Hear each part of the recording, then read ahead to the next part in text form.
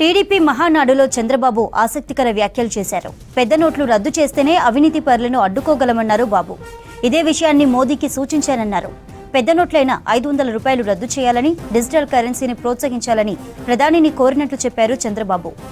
DBT కోసం, direct benefit కోసం పోరాడిన పార్టీ తెలుగుదేశం పార్టీ.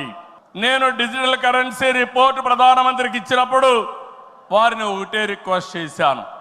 మీరు ఈరోజు 500, 1000 రూపాయలు రద్దు చేస్తున్నారు, ఇంకా 2000 రూపాయలు కొత్తగా తీసుకొచ్చారు. అవసరమైతే 500, 1000, 2000 రూపాయలు రద్దు చేయండి, డిజిటల్ కరెన్సీ పెట్టండి. ఎవరైనా అక్రమార్కులు ఉంటే ఈజీగా పట్టుకోగలుగుతాం. ఇవన్నీ రద్దు చేయమని కోరాను. ఈ సభ సందర్భంలో మళ్ళీ ఒకసారి డిమాండ్ చేస్తున్నా.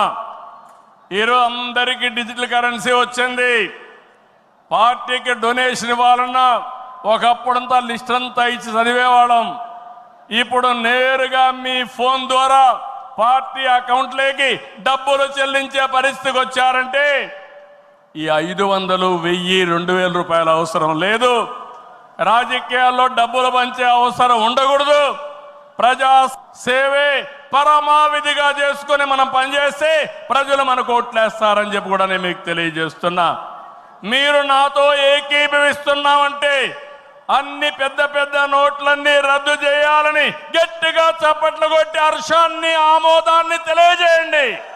అప్పుడే ఈ దేశంలో పూర్తిగా అవినీతి పోతుంది. దీనికి కూడా మనం శ్రీకారం చుడతామని చెప్పి కూడా నేను మీకు తెలియజేస్తున్నా.